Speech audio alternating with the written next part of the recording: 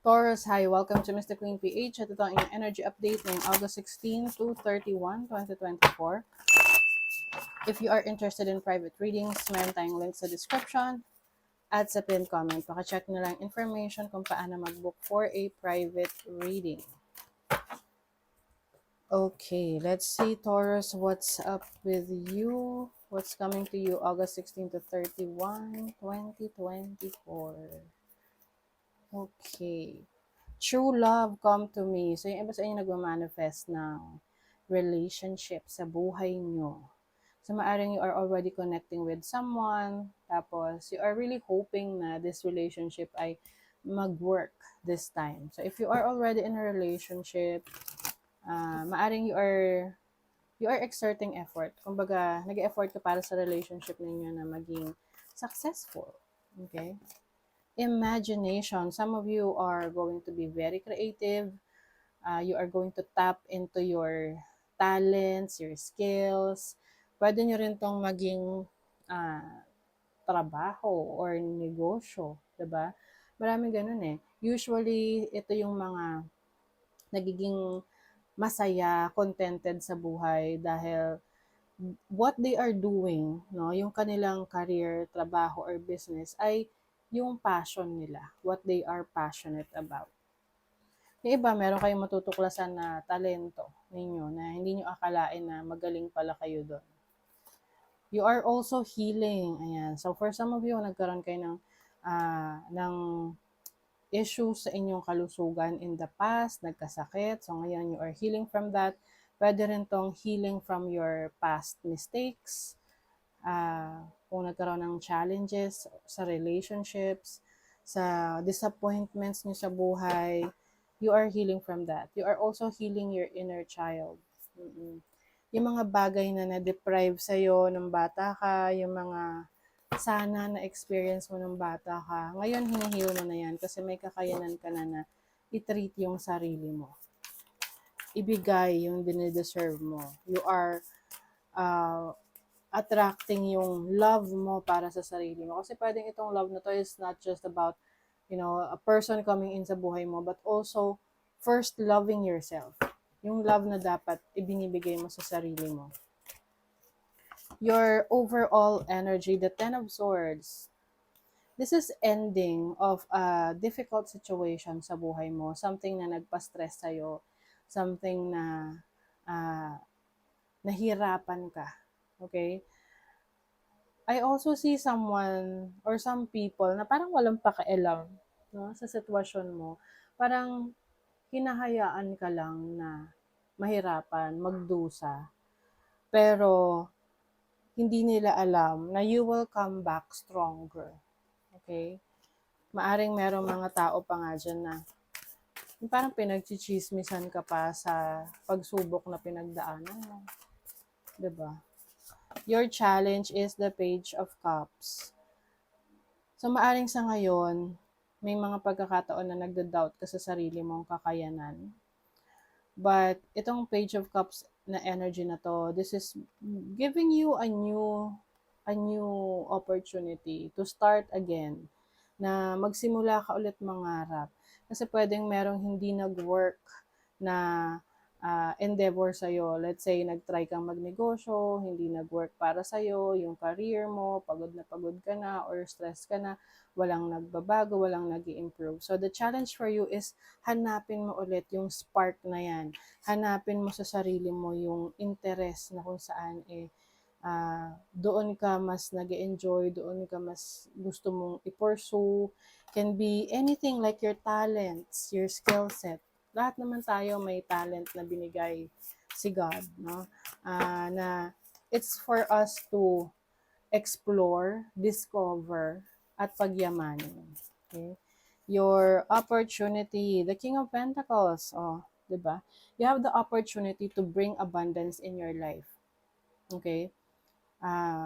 Maaring merong iba sa inyo, merong parating na mas magandang situation sa career, sa business ninyo. Let's say, for example, yung iba sa inyo nasa stress na sa trabaho, you feel like hindi ka napapahalagahan.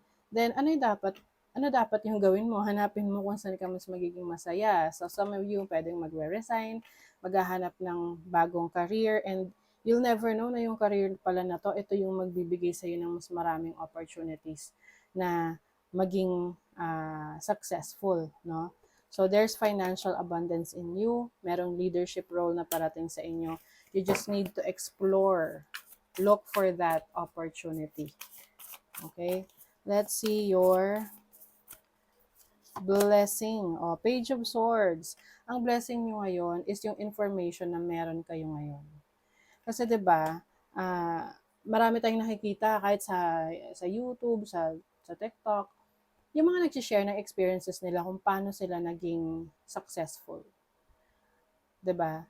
And from there, makakahanap ka ng inspiration, ng idea na baka doon ka mas maging successful. 'Di ba? For example, yung mga affiliate marketing. Oh, yung iba naman diyan nagsimula sa simpleng pagke-create ng video hanggang sa lumawak na yung following nila, dumami na yung mga naipupundar nila. So it really requires hard work. Pero kailangan din meron kang guidance, meron kang knowledge. Kumbaga kasama dun sa hard work yung gathering information, yung pagre-research, pag-aaral, 'di ba? So that's a blessing sa'yo. Kasi meron ka ng kaalaman to begin with eh. May knowledge ka na. Kailangan mo na lang i-improve. Kailangan mo na lang i-expand yung knowledge mo. Your money, career, finances. Oh, 9 of Cups. Meron kang wish fulfillment sa trabaho, career, or business. Something that you will be celebrating. You have the 5 of Cups. I think meron kang mga natutunan, no, dun sa past experiences mo. Some of you, naiisip nyo na, ay, meron akong missed opportunity. But actually, hindi naman para sa'yo yun to begin with. Akala mo lang na miss out mo. But there is something better para sa'yo na kung saan mas fulfilling yon, no? Mas masasabi mo sa sarili mo na, ito pala, kaya pala hindi sa akin binigay yun kasi mas maganda tong parating. As a love life, 4 of Wands, the 7 of Wands. Yung iba sa inyo, pinaglalaban nyo ang relationship na meron kayo. For you, you want this relationship to be strong. Meron kayong solid foundation. Kung meron may mga tao na magta-try na i-bring down yung relationship ninyo, linalaban nyo to. Baga palaban kayo. Hindi nyo hahayaan na merong taong sumira sa relasyon na meron kayo. If you are single, I think maingat ka ngayon pagdating sa pagpapapasok ng person sa buhay ninyo. You want someone na pangmatagalan. You want someone na seryosong relationship. At kung nakikita mo na hindi ganun yung intention ng tao na yon, no thanks na lang, parang ganyan. Okay? Yes, din mo, you have this creative force. You are very committed to your goals. Meron ditong repair, may fixing. So, maaring meron kang aayusin sa situation mo, whether this is a career, sa relationship. There's also healing. Okay? You're going to make things right. Meron kang adjustment na gagawin. You are recovering from your mistakes or bad decisions in the past. Mental force. Mas lalo ka ngayong nagiging strong mentally.